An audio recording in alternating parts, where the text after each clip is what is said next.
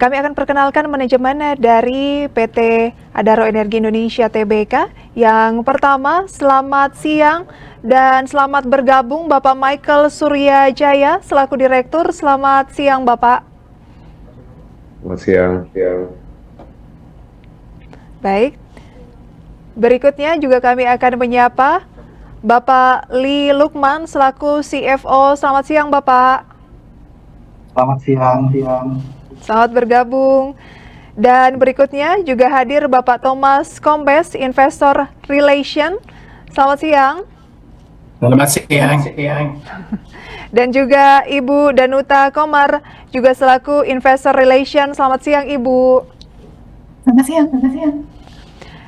Berikutnya adalah pemaparan yang akan disampaikan oleh manajemen, dan selama acara berlangsung Bapak dan Ibu peserta dapat menyampaikan tentunya pertanyaan melalui feature Q&A yang tersedia di video conference yang selanjutnya akan kami bacakan pada sesi tanya jawab setelah pemaparan dari perseroan. Dan pemaparan akan berlangsung maksimal 25 menit, dilanjutkan nanti dengan sesi tanya jawab sekitar 15 menit. Dan pemaparan kali ini akan disampaikan oleh Bapak Thomas Kombes dan Ibu Danuta Komar. Kepada Bapak Ibu kami persilahkan. Thank you very much. Given we only have 25 minutes, I'll try my best to be as thorough but also as fast as possible. And please also be aware that we will also have intermittent translations from Danuta. Yeah. Selamat siang, karena kami memiliki 40 slide dalam presentasi hari ini dan hanya 25 menit waktu untuk mempresent kepada Bapak Ibu sekalian, kami akan berusaha sebaik mungkin untuk dapat menyampaikan informasinya selengkap-lengkapnya. Okay, so for the first slide, we will be reviewing overall the Adaro group structure. Today we're going to go through a number of items. We're going to revisit the company's growth prospects, latest developments within the coal and industry sectors here in Indonesia. And yeah, everything will be available and downloadable via the IDX, so you can study further. But on this slide, you can see that as of last year, at our 30th anniversary, we reorganized the business into three distinct growth pillars, driven by Adaro Energy, Stocktech ADRO, Adaro Minerals, ADMR, and then of course also Adaro Green. Dalam Public Expose kali ini, kami akan membahas kinerja operasional dan keuangan PT Adaro Energi Indonesia Tbk atau AEI. Kemudian kami juga akan membahas mengenai prospek pertumbuhan perusahaan, perkembangan yang terkini, serta kondisi industri. Materi presentasi sudah dapat diunduh pada link yang disediakan oleh Bursa. Kami akan memulai dengan tinjauan singkat mengenai Adaro Energi Indonesia dan mengenai struktur grup kami yang terdiri dari 3 pilar. Di ulang tahun perusahaan yang ke-30 di tahun 2022, kami telah melakukan reorganisasi pada struktur bisnis sehingga saat ini kami memiliki 3 pilar bisnis, yaitu Adaro Energi dengan stock ticker ADRO, kemudian Adaro Minerals dengan stock ticker ADMR, dan terakhir adalah pilar Adaro Green. Okay, starting with Adaro Energy, this includes, no, if you go back to the previous slide, sorry. Thanks. This includes, of course, our mining assets, our thermal mining assets, our thermal power assets. We have logistics through MVP, mining services through SIS, and of course, Adaro Water. A highlight on our mining assets, primarily, of course, we have Adaro Indonesia, through the Tutupan and Wara mines, which on their own year to date have produced 37.5 million tons up until September. Adaro Energy, the pillar, also includes Balingan. Balingan up until September has produced 6.3 million tons. We have also MIP. MIP has produced 3 million tons year to date. So in total, year to date, for thermal, we've produced 46 million tons, and then if you include also our pro rata met coal asset, we're now at roughly 50 million tons year to date for production. And then finally, we have Kestrel, which we don't include in those numbers, but Kestrel year to date has produced 4 million tons. The only reason we don't include those is we don't consolidate Kestrel. Untuk pilar pertama, yaitu Adaro Energy, mencakup bisnis pertambangan batubara thermal yang terintegrasi hingga ke PLTU. Kemudian ada bisnis logistik untuk pengangkutan melalui MBP, jasa pertambangan melalui SIS, dan juga ada Adaro Water. Aset-aset pertambangan di dalam pilar ini termasuk Adaro Indonesia, dengan tambang tutupan dan wara yang hingga September 2023 telah memproduksi 37,5 juta ton. Dan ada juga Balangan Coal Companies yang telah memproduksi 6,3 juta ton. Dan terakhir PT Mustika Indah Perma yang telah memproduksi 3 juta ton. Terakhir kami juga memiliki aset batubara Kestrel yang merupakan tambang batubara bawah tanah di Australia dan telah memproduksi sekitar 4 juta ton hingga September. Secara total untuk batubara thermal hingga September kami memproduksi sekitar 46 juta ton, kemudian untuk met coal dari Adaro Mineral sekitar 4 juta ton, sehingga total produksi ada di sekitar 50 juta ton. Untuk Kestrel kami tidak mengkonsolidasikannya sehingga tidak termasuk dalam jumlah produksi yang kami laporkan. Okay, and on to the two other pillars. Next we have ADMR. For ADMR, no, previous slide. Masih slide sebelumnya. Thanks. For ADMR, this is 84% owned by Adaro Energy Indonesia. ADMR is where we have our met coal assets in central Kalimantan. We have 5 CCOWs, of which we are currently now producing out of 2. But the vast majority is coming out of 1 CCOW called Marawai. And then in addition to our met coal asset, we also have the opportunity set presented by the Koltara Industrial Park, Green Industrial Park soon to be in North Kalimantan.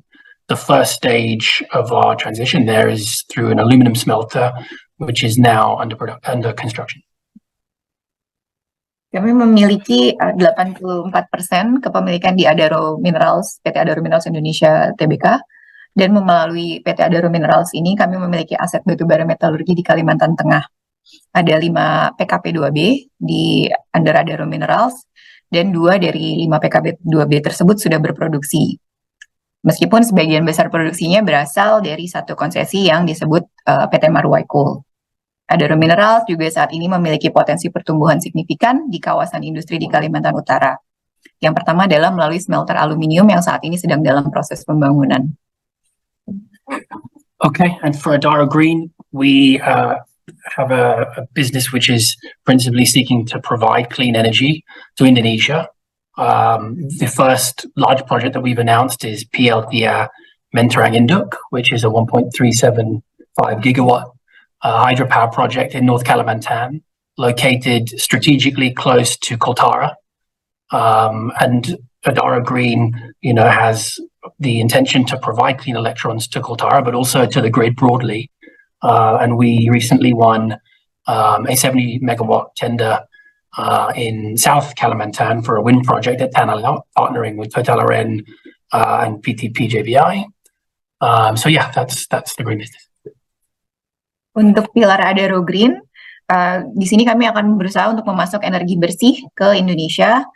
Dengan tahap pertama adalah proyek PLTA atau pembangkit listrik tenaga air dengan kapasitas 1,375 gigawatt yang disebut sebagai PLTA Mentarang Induk. Kami memiliki 50% kepemilikan di sini melalui PT Kayan Hydropower Nusantara. Kami juga telah mendapatkan perjanjian jual beli listrik atau PPA untuk PLTB berkapasitas 70 megawatt di Kalimantan Selatan. Ini seiring dengan upaya PLN untuk membangun jaringan listrik di wilayah ini. Mitra kami di dalam proyek PLTB ini adalah Total Aren dan anak perusahaan PLN yaitu PT PJBI. Saat ini kami terus mempelajari potensi dari proyek-proyek EBT lainnya. Next slide. We can move there now. Thank you. So this slide demonstrates the link between the 3 pillars here. So at the top you have our production, which last year was almost 63 million tons. It was a very good year for pricing. And so on that particular year, 63 million tons equated to $8.1 billion of sales and core earnings of $3 billion. But as I said, that was an exceptional year for pricing. For both met coal and thermal coal. The last 12 months demonstrate that margins are coming lower. although core profits, as you can see in the second box, still around $2.1 billion, which is perfectly acceptable. HAI merupakan salah satu perusahaan pertambangan dan energi terintegrasi yang terbesar di Indonesia. Di tahun 2022, total produksi untuk batubara termal dan metalurgi hampir mencapai 63 juta ton. Dari jumlah tersebut, sekitar 3,37 juta adalah batubara metalurgi dan 59 juta ton sisanya adalah batubara termal. Angka ini kemudian setara dengan pendapatan sebesar 8,1 miliar dolar Amerika Serikat dan laba inti sebesar 2,1 miliar dolar. Yang sebagian besar ditopang oleh kondisi harga yang sangat kuat di tahun 2022. Dari angka 12 bulan terakhir menunjukkan bahwa margin di tahun ini lebih rendah, walaupun laba inti sebesar 2 miliar di periode 12 bulan hingga September 2023 terbilang masih cukup tinggi. So our strong cash flow profile has enabled us to accumulate a gross cash balance of $3.4 billion and a net cash balance of $1.84 billion. Which leaves us in a good position to fund our future capex and our growth opportunities, particularly within the minerals and green pillars previously discussed. And key projects there, which we've alluded to already, are 3 stages of aluminum smelter eventually reaching 1.5 million tons and a 1.375 megawatt hydropower project. Dari profil arus kas yang menghasilkan saldo kas sebesar 3,4 miliar dolar dan juga kas bersih sebesar 1,8 miliar dolar Amerika Serikat, memberikan kami akses untuk pendanaan belanja modal di masa depan sebagai peluang pertumbuhan di pilar Adaro Minerals dan juga di pilar Adaro Green. Proyek pertumbuhan utama yang memerlukan belanja modal mencakup smelter aluminium dengan kapasitas up to 1,5 juta ton yang akan terbagi dalam 3 tahap, dan juga proyek PLTA berkapasitas 1,375 gigawatt. Okay, next slide. So for our guidance set at the beginning of the year for production, we're guiding 62 to 64. That includes met coal. So for met coal, as you will have seen at yesterday's presentation, we have been guiding around 4 million tons plus of production. So that leaves thermal at around 59 to 60. In terms of our strip ratio, we have guided that this will increase, which should be expected as we've had 2 of the previous 3 years under the guideline for the mine, which is above 4. So that's completely normal. In terms of Kestrel's guiding 6 million tons. And in terms of our capex, this is increasing. We guided at the beginning of the year 400 to 600, and we're already sort of tracking at the higher end of that. Okay. Saat ini kami berada di track yang tepat untuk mencapai batas atas panduan volume sebesar 62 sampai 64 juta ton. Ini termasuk dari batubara metalurgi dan termal. Kami memperkirakan volume termal ada di sekitar 59 hingga 60 juta ton, serta volume batubara metalurgi di sekitar 4 juta ton. Mengenai nisbah kupas atau strip ratio, setelah dalam 3 tahun sebelumnya ada 2 tahun di mana levelnya berada di bawah 4 kali, tahun ini kami menargetkan 4,2 kali. Sejalan dengan rencana tambang. Kemudian untuk operasional batubara met coal di Australia under Kestrel, kami menargetkan produksi yang dapat dijual sebesar 6 juta ton. Untuk belanja modal sendiri, targetnya di awal tahun adalah 400 hingga 600 juta dolar Amerika Serikat, dan sampai dengan akhir September 2023 kami sudah berada di dalam panduan tersebut. Selanjutnya,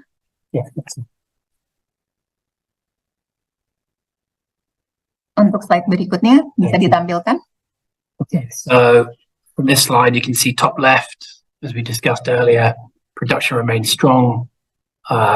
In terms of where we are growing our production this year, you've got met coal going from 3 to 4 million tons as per guidance. Now, if you move to the top right, you can see that core earnings have come off last year's peak. In the 9 months to end September, our ASPs year on year are down circa 25% compared to the previous period. However, this has been slightly offset by higher production. Nonetheless, lower ASPs combined with higher production inevitably have had an impact on our margins. So operational EBITDA margins for 9 month 23 are running at around 39% compared to 64% last year. Di kiri atas di halaman ini kami menampilkan penjualan dan produksi yang berjalan sesuai dengan panduan dengan pertumbuhan volume terutama dari peningkatan volume batubara metalurgi. Kemudian di kanan atas kami menampilkan grafik laba inti yang telah mencapai puncaknya tahun lalu. Ini bisa dimengerti karena harga batubara juga mengalami penurunan. Meskipun demikian, pertumbuhan produksi telah mampu mengimbangi adanya penurunan pendapatan. Namun, ASP yang lebih rendah, ASP adalah harga jual rata-rata dan juga produksi yang lebih tinggi berdampak pada margin kami. Margin EBITDA operasional di September 2023 adalah 39%, lebih rendah dibandingkan 64% di tahun lalu. Furthermore, I'd like to highlight that the best direct comparable to the previous period is operational EBITDA or core earnings. Simple EBITDA and gross profits are no longer a direct apples to apples comparison. As many of you will be aware, our royalty percent contribution has increased, which has been offset slightly by a reduction in our net taxation. So taking EBITDA is no longer a fair year-on-year comparison. Untuk perbandingan dengan periode sebelumnya, menurut kami yang terbaik adalah menggunakan indikator laba inti dan juga EBITDA operasional. EBITDA dan laba kotor tidak dapat dibandingkan secara langsung, mengingat persentase kontribusi royalti kami telah meningkat secara signifikan. Walaupun hal ini sudah diimbangi dengan penurunan tarif pajak. Ini akan kami sampaikan lebih lanjut dalam presentasi hari ini. So in terms of CapEx, as I mentioned earlier, CapEx is trending higher. So this year, we have been ramping up production at Morotai to 4 million tons. We've also been increasing our inventory storage capacity to manage river flow fluctuations. We've added to our barges with shallower draft specifically to increase operational days for the dry season. This year has been a very dry season. So that's been a key part of our CapEx. Furthermore, Koltara continues to advance. You know, the aluminum smelter is now under construction, and the associated 1 gigawatt power plant is also under construction. The infrastructure at Koltara is also required to be in place by the time the aluminum smelter is up and running. So we've been building temporary workers' accommodations, a temporary jetty, and so on and so forth. Belanja modal juga meningkat dan berjalan sesuai dengan batas atas panduan kami tahun ini. Produksi di Maruai, produksi batubara metalurgi di Maruai akan ditingkatkan menjadi 4 juta ton, sehingga kami memerlukan tambahan kapasitas persediaan untuk mengatasi fluktuasi di debit air sungai. Kami telah menambahkan tongkang yang bisa melewati arus sungai yang dangkal untuk menambah waktu operasional. Selain itu, kawasan industri di Kaltara juga terus berkembang dengan pembangunan smelter aluminium, serta pembangkit listriknya sebesar 1 gigawatt. Infrastruktur terkait di Kaltara juga merupakan hal yang sangat relevan pada tahap awal proyek, termasuk akomodasi untuk pekerja dan juga pelabuhan atau dermaga. In terms of our sales mix, primarily focusing on thermal coal sales, Indonesia remains our biggest country, accounting for approximately 25%, although quarterly sales may fluctuate higher or lower. This year in particular, China has played a significant role in markets, with inbound shipments continuing to surprise to the upside. From our internal checks, it seems that hydroelectricity capacity was very weak earlier in the year, which led to more inventory building in China, although that has reversed somewhat. So yeah, this is our mix as of today. Untuk bauran penjualan atau negara tujuan penjualan, Indonesia merupakan pasar terbesar bagi penjualan batubara termal kami, sekitar 25%. China juga memainkan peran penting di pasar seaborne di tahun ini dengan pembelian yang terus meningkat karena di awal tahun produksi PLTA di China melemah. Meskipun berdasarkan data produksi industri baru-baru ini, produksi PLTA sudah meningkat dan sudah mempengaruhi harga patokan batubara termal global. Okay, next slide. The ADMR also performing well. Production and sales are certainly on track. We originally guided for 4 million tons of sales this year. If you look at our 9-month numbers, we have already almost produced 4 million tons and we've sold 3 million tons. And generally speaking, as you can see, our sales performance has been good. Sales still up 38% year on year, despite ASPs being noticeably weaker than the previous period. You can also see we've been increasing our strip ratio, which is to be expected, given we are increasing production. Di Adaro Minerals, kinerja produksi dan penjualan juga sangat baik ya hingga akhir September 2023. Produksi dan penjualan berada di jalur yang tepat untuk mencapai target volume yang telah kami tetapkan di awal tahun, dan kami terus menargetkan produksi sebesar 6 juta ton di tahun 2025. Meskipun ASP lebih rendah, penjualan naik, dan seperti di sisi kanan bawah kita tampilkan rasio nisbah kupas yang terus meningkat. Dan ini data-data ini juga sudah kami sampaikan dalam laporan 9 bulan yang telah kami terbitkan di akhir di akhir Oktober, sehingga apabila Bapak Ibu membutuhkan informasi tambahan itu dapat mengakses juga laporan tersebut. So, as of 9-month 23, I mentioned earlier ASPs have been weaker, although many of you will have seen towards the back end of Q3 and going into October, there has been a change in the pricing environment, although this is not reflected, as you can see, as of end of September. Pada akhir periode 9 bulan, harga jual rata-rata adalah lebih rendah dibandingkan periode sebelumnya. Di awal kuartal keempat ini, kami melihat ada peningkatan di harga acuan, meskipun baru-baru ini harganya kembali normal, ada normalization di harga batubara metalurgi. Kemudian di slide berikutnya,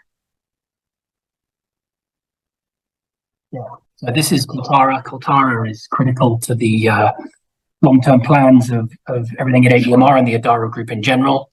The site is located strategically within close distance to multiple gigawatts of hydropower capacity, which will eventually enable us to produce green minerals on site, which would be a substantial value add for tenants. The site is very large, 16,000 hectares in size. Morowali, for example, is around 4,000 hectares after the recent expansion, with Weda Bay being around 5,000 hectares. Kemudian di slide ini kami akan membahas mengenai kawasan industri di Kaltara yang merupakan bagian penting dari rencana jangka panjang grup Adaro dan terutama Adaro Minerals. Kaltara memiliki lokasi yang strategis dan dekat dengan sumber hidro atau PLTA besar yang pada akhirnya akan memungkinkan kami untuk memproduksi produk-produk mineral yang ramah lingkungan. Hal ini merupakan nilai tambah besar bagi potential tenants yang akan hadir di kawasan ini. Luas Kaltara sendiri mencapai sekitar 16.000 hektar, dan sebagai perbandingan, kawasan industri di Morowali adalah sekitar 4.000 dan Weda Bay sekitar 5.000 hektar. Specifically, we are targeting, minerals within the battery supply chain as part of the government's downstreaming policy. Tenants at Kaltara would likely be the power-hungry aspects of the automobile production cycle. The first project for us, as announced, is our 500,000-ton aluminum smelter, which is owned 65% by ADMR. 500,000 tons of aluminum is very power hungry, requires around 1 gigawatt of capacity. And as mentioned previously, this project reached financial close in May of this year. Di kawasan ini kami menargetkan industri mineral dalam rantai pasokan baterai sebagai bagian dari kebijakan hilirisasi pemerintah. Tenan-tenan di sini akan membutuhkan energi dalam jumlah besar dalam proses produksinya. Proyek pertama kami di Kaltara adalah smelter aluminium dengan kapasitas 500.000 ton, yang 65% sahamnya dimiliki oleh PT Adaro Minerals Indonesia Tbk. Untuk produksi sekitar 500.000 ton aluminium, dibutuhkan akses listrik sekitar 1 gigawatt. Proyek ini telah mencapai penuntasan pembiayaan atau financial close pada bulan Mei 2023. Next slide.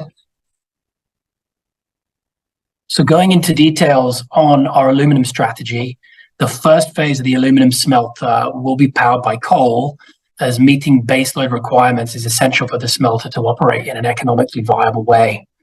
Whilst hydro will get us close to baseload, the development and construction of our hydro project can take several years, with construction alone taking 4 years plus.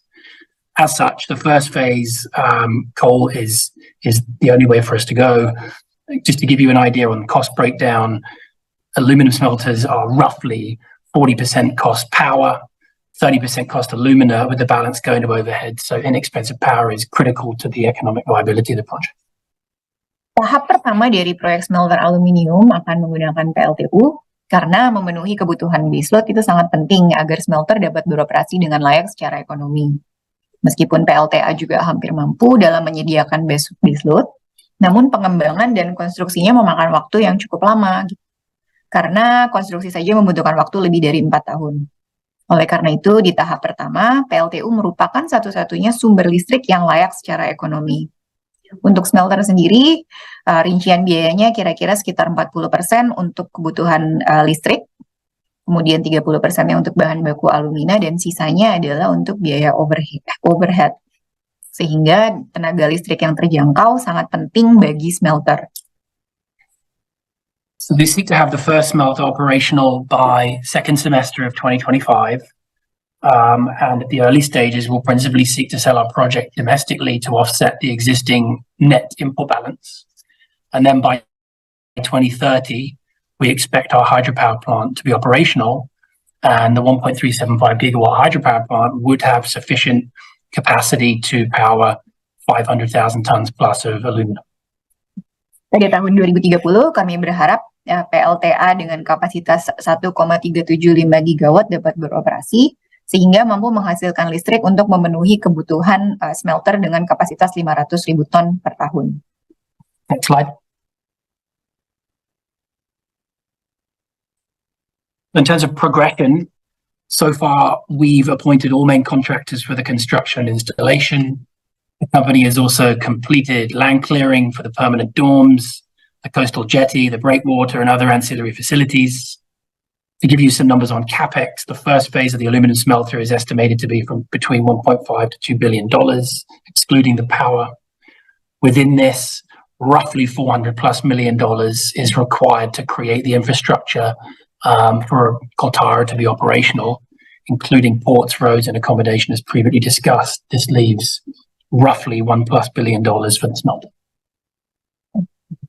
Untuk proyek smelter sendiri, kami telah menunjuk semua kontraktor utama untuk pembangunan dan juga pemasangannya. Perusahaan juga telah menyelesaikan pembukaan lahan untuk asrama permanen, pemecah gelombang di dermaga, serta fasilitas-fasilitas pendukung lainnya. Untuk memberikan gambaran mengenai belanja modal, di fase pertama diperkirakan mencapai 1,5 hingga 2 miliar dolar Amerika Serikat, belum termasuk dengan sumber energinya atau sumber listriknya. Dari anggaran ini, sekitar 400 juta dolar dibutuhkan untuk membangun infrastruktur agar Kaltara dapat beroperasi dengan baik, termasuk pelabuhan, jalan, dan juga akomodasi bagi para pekerja di lokasi. Sehingga perkiraan untuk smelter saja adalah 1 miliar dolar lebih. Selanjutnya. So the Adara Green Pillar is set to provide clean energy to Kaltara as well as the entire Indonesian grid, primarily through hydro, solar, and wind power. As you can see here, this is the hydropower project located strategically close to Kaltara. PLTR Menterang is the name. Eventually, we believe this project will be perfectly suitable to provide electricity to aluminum or other operations at the facility of Kaltara. This is a substantial size, 235-meter dam, and producing 1.375 gigawatts would make it one of the largest projects in region. The groundbreaking for this project took place earlier this year, and the company has already awarded contracts for the diversion tunnel, and over the coming months, we will seek to make progress towards a PPA and eventually financial close. Untuk pilar Adaro Green sendiri, pilar ini kami rancang untuk menyediakan energi ramah lingkungan di Kaltara dan juga untuk bauran energi di Indonesia, terutama melalui PLTA, PLTS, dan juga pembangkit listrik tenaga angin. Proyek EBT terbesar kami adalah PLTA Mentarang Induk. Setelah beroperasi di tahun 2030, PLTA ini akan menyediakan listrik ramah lingkungan bagi kawasan industri di Kaltara. Proyek ini memiliki kapasitas 1,375 gigawatt dan bendungan sepanjang 235 meter. Peletakan batu pertama telah dilakukan di awal tahun ini dan perusahaan juga telah mendapatkan kontrak untuk pekerjaan terowongan pengalihan. Dalam 12 bulan ke depan, kami akan berupaya untuk mencapai penandatanganan PPA-nya atau perjanjian jual beli listriknya, dan pada akhirnya mencapai penuntasan pembiayaan atau financial close. Next slide. And we'll move through these pretty quickly now as we're running out of time. As mentioned earlier, we recently awarded the PPA for a 70 megawatt project in South Kalimantan with Total RN and PT PGPI, which is a step in the right direction for the transition in Indonesia. Next slide.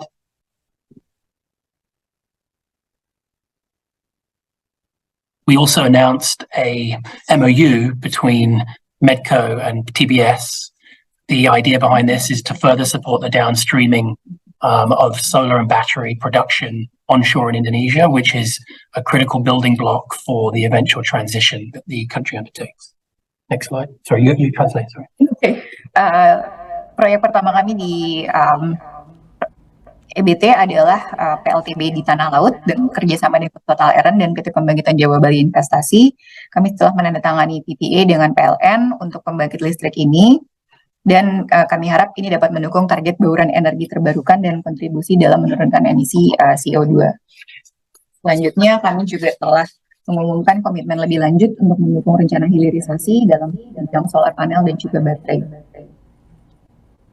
Dalam konsorsium ini ada PT Adaro Power, Medco, dan PT TBS. Next slide. Bapak Ibu, mohon maaf. So we'll just finish on this slide very quickly. I know we're very close to running out of time. The numbers I'd like to highlight, as mentioned earlier, production now 50.7 for the 9-month number. Our net cash balance at 1.8 billion. And operational EBITDA margins still strong at 39%, although some way down on last year. Oke. Banyak dari angka-angka di tabel ini sudah kami referensikan sebelumnya.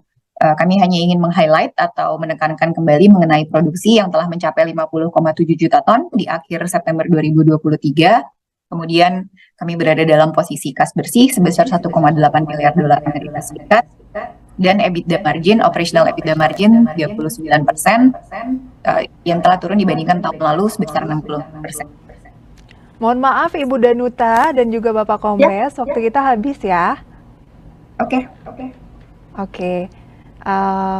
Baik, itu dia pemaparan dari perseroan dan mungkin akan lebih kita pertajam lagi dalam sesi Q&A karena sudah ada beberapa pertanyaan yang masuk. Yang pertama saya bacakan yang kurang lebih pertanyaannya hampir mirip begitu ya.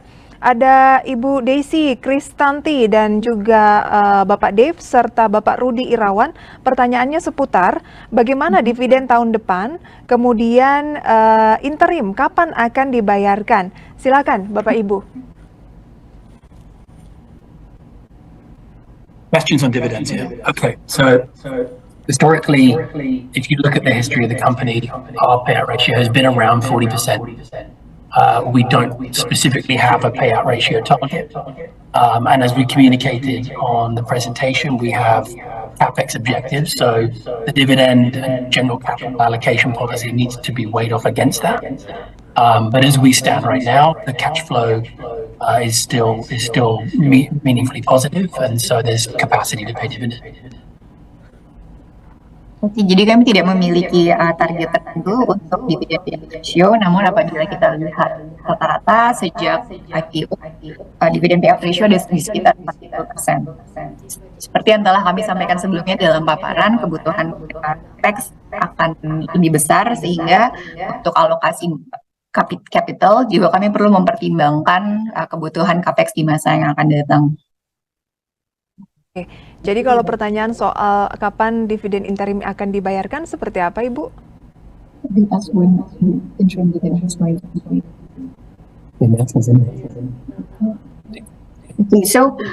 Untuk pembayaran dividen memang di Adaro kami melakukan 2 kali pembayaran ya, ada interim dan juga final dividen. Untuk interim dividen itu biasanya akan diumumkan di akhir tahun, tapi saat ini kami belum ada keputusan bisa kami sampaikan kepada Bapak Ibu investor. Harap menunggu saja apabila ada announcement. Baik, itu dia ya jawabannya. Kita melangkah ke pertanyaan kedua, tidak mencantumkan nama. Dengan banyaknya tekanan perubahan iklim, pemakaian batu bara akan mengecil di masa depan. Untuk mempertahankan keberlanjutan income, apakah Adaro Mineral dan juga Adaro Green bisa menggantikan income yang datang dari batu bara? Jika ya, kira-kira pada tahun berapa itu akan terjadi? Mungkin ini akan dijawab oleh Pak Lukman begitu ya, dan juga Pak Michael. Saya jawab dulu, mungkin nanti Pak Michael tambahkan ya. Boleh, silakan Bapak. Jadi seperti yang kita ketahui, memang tekanan atas batu bara ini cukup tinggi.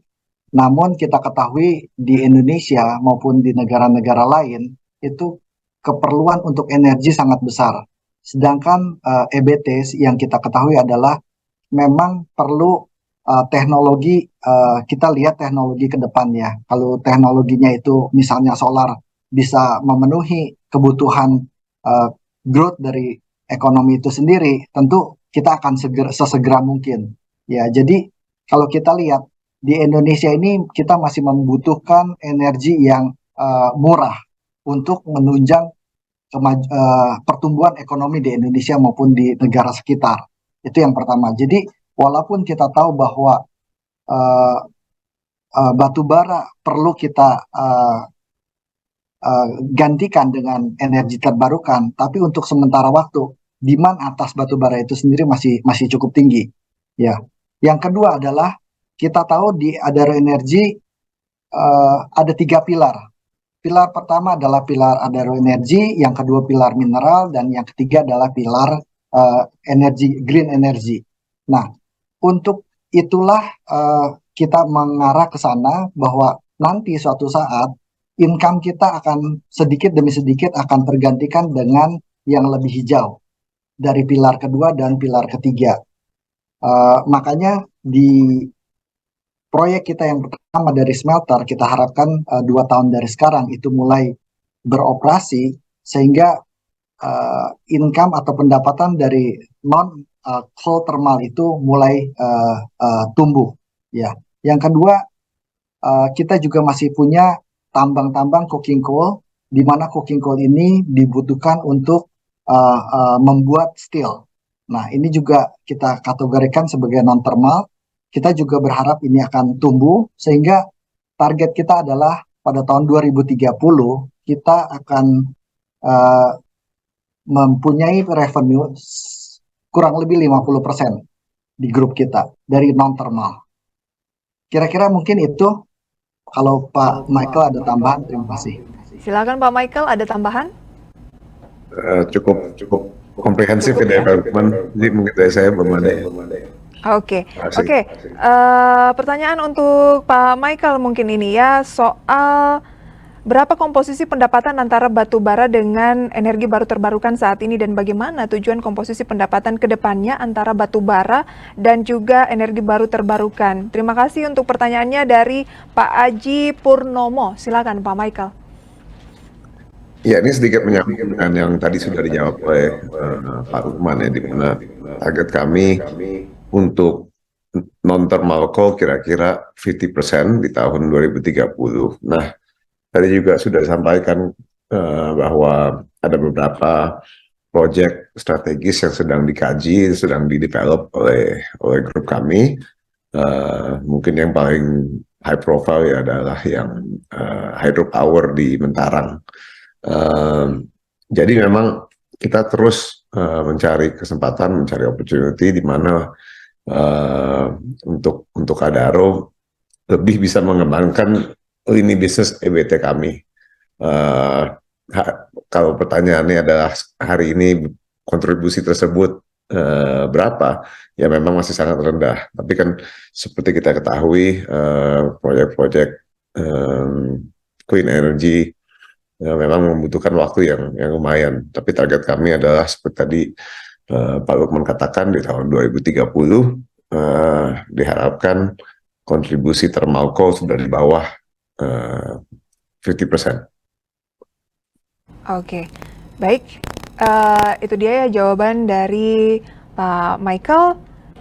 Mungkin satu jawaban lagi begitu ya untuk menanya pertanyaan dari Darwin Setiawan, ditujukan kepada Bapak Thomas kayaknya ini ya. What is Adaro market strategy against the potential surge in China's coal? In terms of Chinese coal supply, well, for us, you know, I don't doubt very much that the Chinese will export any thermal coal. You know, typically, if we look at this year, pricing in the seaborne market has been at a discount to domestic pricing, and so the incentive has been to import more, despite, as I mentioned previously, hydropower being very weak. Coal production domestically was not particularly strong. However, if Chinese domestic coal production does come back significantly, Chinese coal for us is generally not on long-term contracts. It does tend to be more on the spot market. And there is, limited things we can do to offset if their demand goes away. However, generally, where we can, we do have longer-term coal contracts. But if China's there selling and buying, we will sell to them. Yeah. Oke, jadi kami tidak melihat gitu bahwa China akan menjadi eksportir ke seaborne market. Kalau dari tahun ini yang kita lihat adalah tren harga di seaborne market itu lebih rendah daripada domestic market di China, sehingga ini mendorong China untuk membeli lebih banyak batu bara dari seaborne market. Kemudian di tahun ini juga seperti telah kami sampaikan sebelumnya, China juga mengalami musim kering sehingga mempengaruhi produksi dari PLTA mereka dan mengakibatkan China mencari sumber energi dari pasar import. Apabila produksi domestik di China meningkat, gitu, kami juga akan terus menyeimbangkannya, sehingga bagi kami China bukanlah pasar yang jangka panjang ya, gitu. Akan selalu ada fluktuasi dari China. Apabila ada kebutuhan atau China masuk ke market untuk mencari tambahan batu bara, kami siap atau we are ready to sell to China if that happens. Terima kasih. Terima kasih. Demikianlah sesi tanya jawab kali ini. Semoga apa yang kita bahas ini paling tidak bisa mewakili ya pertanyaan-pertanyaan dari peserta. Masih ada beberapa pertanyaan lagi. Mohon maaf waktu kita yang terbatas, dan apabila terdapat pertanyaan lebih lanjut, Bapak dan Ibu dapat mengajukan pertanyaan tersebut melalui portal komunikasi yang dimiliki oleh perseroan, yaitu PT Adaro Energi Indonesia Tbk. Dan kita akan tutup sesi Public Expose PT Adaro Energi Indonesia ini dengan closing statement yang akan disampaikan oleh Direktur, yaitu Pak Michael. Singkat saja, silakan Bapak. Ya, halo. Terima kasih. Ya. Ya, saya kira pertama terima kasih kepada semua peserta pasar modal yang sudah mengikuti presentasi kami. Terima kasih juga untuk KSEI, IDX, dan semua penyelenggara pasar modal. Semoga ya tahun depan pasar modal di Indonesia semakin aktif dan investornya juga semakin banyak dan semakin cuan. Dari kami mungkin, walaupun tahun ini memang kemungkinan tidak sebaik tahun lalu, terutama karena penurunan harga dan tekanan biaya karena inflasi yang tidak sedikit juga, model bisnis kami yang terintegrasi ini tetap memiliki kinerja yang baik. Perusahaan berada di posisi yang tepat untuk mencapai target tahun 2023 ini. Tentunya berkat eksekusi yang baik oleh manajemen di semua anak perusahaan perseroan. Selain itu, kami juga terus akan berpartisipasi aktif pada inisiatif hilirisasi Indonesia yang merupakan juga fokus dari pemerintah kami, sekaligus untuk membantu Adaro tentunya untuk memasuki bisnis yang lebih berkelanjutan. Mungkin sekian dari kami. Sekali lagi terima kasih. Terima kasih Pak Michael atas closing statement yang telah diberikan.